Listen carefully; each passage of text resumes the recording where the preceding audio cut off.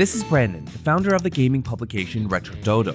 His site was generating tens of thousands of dollars and millions of organic monthly visits. Our best month was a couple million search visitors a month organically. Wow. It was an incredible moment. The little kid in me was basically collecting toys and gaming products for a living. And we actually had a $1 million offer to purchase Retro Dodo. You're living your childhood dream. But out of nowhere, Google took everything away from him, and his dream became a nightmare. Like many other businesses, Retro Dodo has taken a massive hit after changes to Google's search algorithm. People were literally searching for us and couldn't find us anywhere. We're still down about 85% traffic. Do you feel like you were gaslit by Google? But to understand the full story, we need to go back to where it all began. From an early age, gaming was a core part of Brandon's identity. Lovely, look at that. So this is what started it all, really. The Christmas I opened up my Game Boy Color and received Pokemon Blue. That was the moment that kind of took my life to another level, because I would collect Pokemon, I would go out on the streets, trade with friends using the really crusty link cable, and you couldn't see on the Game Boy Color, so you had to be in the light. I was obsessed with that kind of stuff. You know, my parents didn't have too much money when we were growing up, so the products and the toys and the games that we did get were very precious to me. So I wanted to keep them clean, keep them sealed, keep them in their box, which my mother ended up throwing away. My whole Pokemon collection. Mama, I don't forget. Just took out half my health. I know. Although video games were Brandon's first love, Retro Dodo wasn't his first successful website. I used to create sites in my spare time, which led me on to building my first website, which was actually about camper vans. It was predominantly started as a YouTube channel. So I was obsessed with them. I used to travel around countries with my friends in camper vans, and I managed to sell that brand in 2019 for about $100,000, which was obscene for me. Once I sold the camper van site, it kind of gave me, I think I calculated it's like a 2-year runway to build something cool. And that's when I built Retro Dodo, which is my bigger passion. Brandon and his editor-in-chief, Seb, began building Retro Dodo and quickly found an audience in a niche reviewing retro gaming products. But they needed to expand their audience. They turned to keyword research to discover what their audience was searching for on the internet. How to defeat the last boss in Sonic, you know, so a new Pokemon game came out, for example. What are the top Pokemon that people want to catch? We would buy the games in, test them on our consoles, put hours upon hours into these games to almost completion. And while doing that, we'd figure out the pain points in the game and write guides on it. I think our best month was a couple million search visitors a month organically. Wow. Our best month, we had, I'd say, about $50,000 in revenue. 60% of our revenue was through display advertising, maybe another 15% on affiliate, 10% YouTube, and then 5% sponsorships and collaborations. How did it feel when you were at the peak of your success? It was unreal seeing the money come in and having a bunch of fun, working with friends, getting to work with some of the biggest gaming brands in the world that I idolized as a child. We actually had a $1 million offer to purchase Retro Dodo.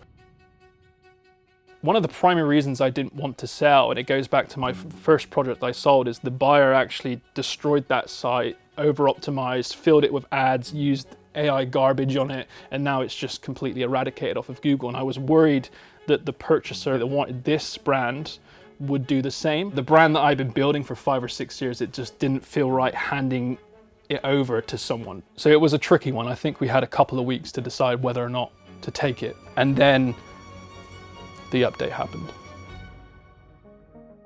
At the peak, you said you were at around 1 million clicks from organic. Yeah, about 2 million in total though, with social traffic and Discover. Okay. And where are you at today?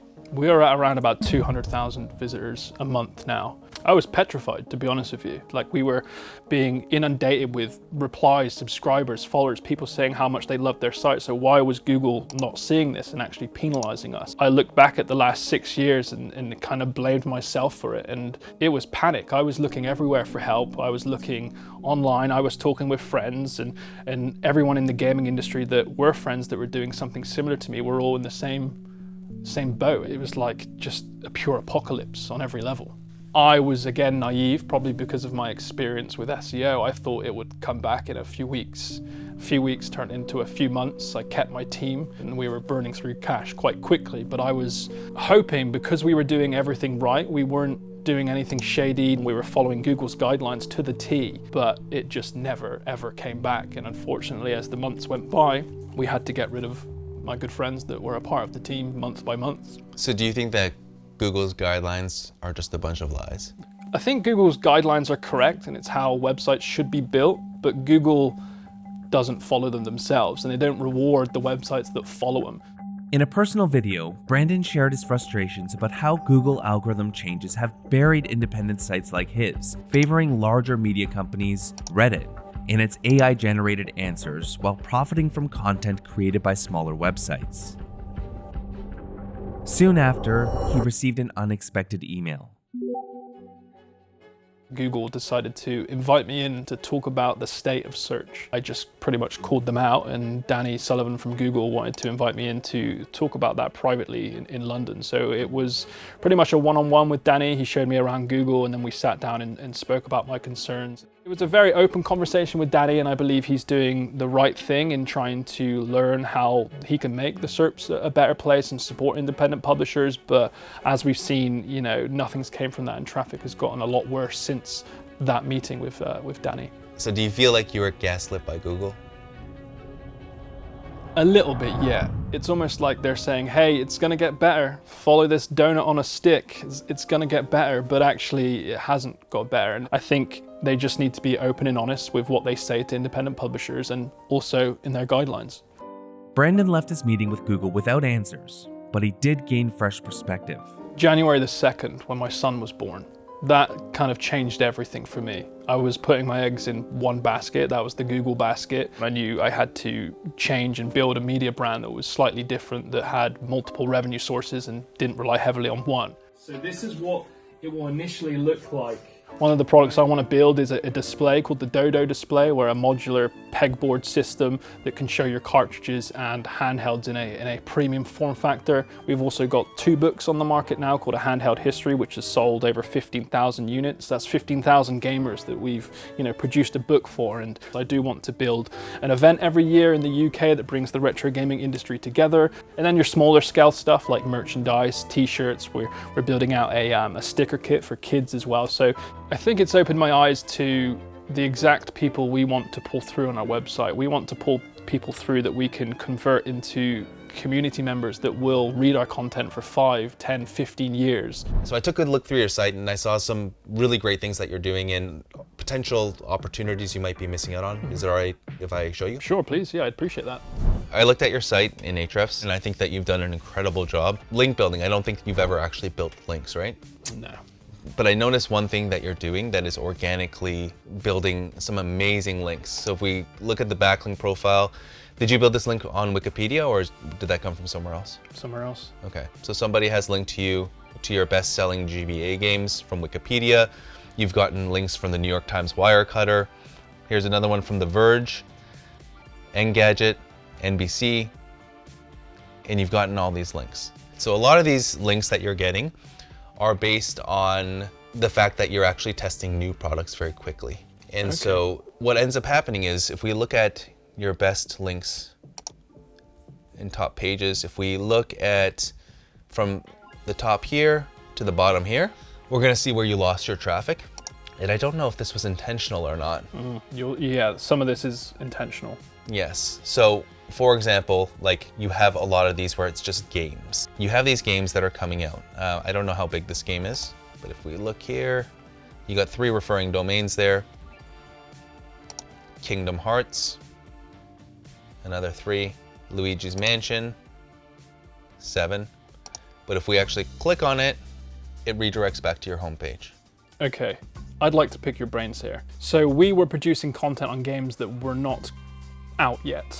Rumors, speculation, kind of our expert opinions on it. And I was under the impression that that's not what Google wants. Almost it felt a little bit clickbaity, although maybe someone wanted our professional opinions on it. But this kind of comes back to the whole idea of who are you creating content for? Are you creating content for the user or for search?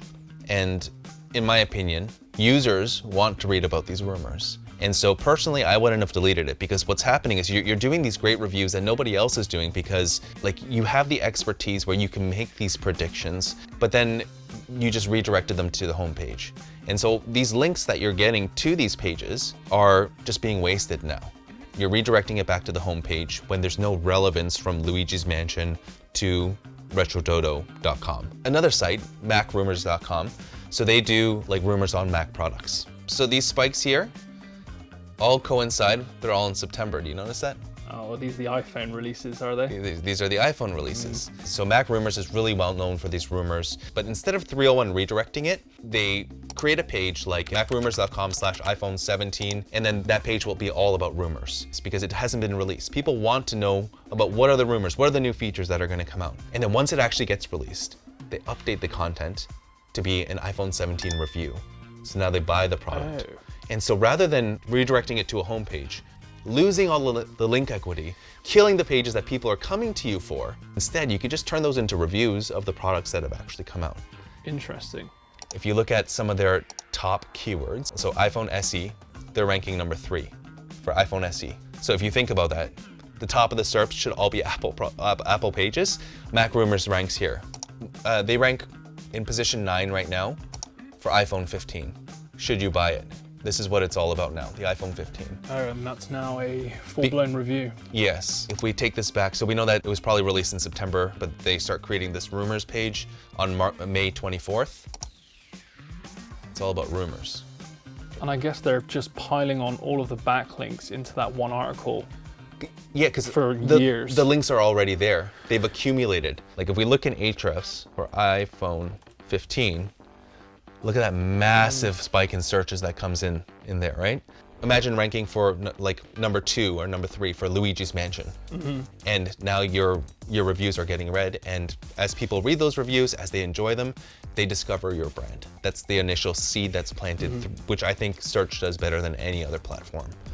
While it's true that Google's update caused RetroDodo's traffic to plummet dramatically, it also lit a new fire within Brandon to fight for the underdog and build businesses with more integrity. After your site got smashed, you're now looking at job opportunities. Yeah, so this is a really unique one. I am potentially working with a company to do some consultancy with to create a search engine that is unbiased, no ads, no privacy tracking and all of that, to create a search engine that's actually, authentic and puts the human first. It's a big risk, me doing that. There's so much going on with RetroDodo. I do believe it's a brand that's going to absolutely kill it over the next 10 to 15 years, but I think for me, there's a little bit more meaning in working with a company that's trying to build a real search engine that actually helps, that doesn't have bias, and that you can actually customize yourself. So if you really like RetroDodo but just aren't seeing them for some reason, you can actually click prioritize and it will push them higher up in the search results, which I think is a really cool feature that will help people get discovered. Do you think that small creators shouldn't focus on SEO? SEO is still a small part of our strategy. It's more kind of picking the terms and queries that our community are searching for and assisting with that in a fluid and professional manner. Use it to assist rather than to prioritize revenues. Yeah, and I think that's actually an important point, because the problem with the way a lot of creators approach search is they expect it to build some kind of community. It's a good way of the initial discovery, but then from there, you need to find ways to capture that contact. So that might be through an email address or something like that. Yes. And then you can actually start nurturing and building that relationship. I totally agree, and I think it's now publishers' roles to bring in those viewers with SEO and try and convert them into loyal community members that will follow you for a long period of time. That's where the value is. If you want to learn how to get traffic from Google, watch our free SEO course for beginners right here on YouTube.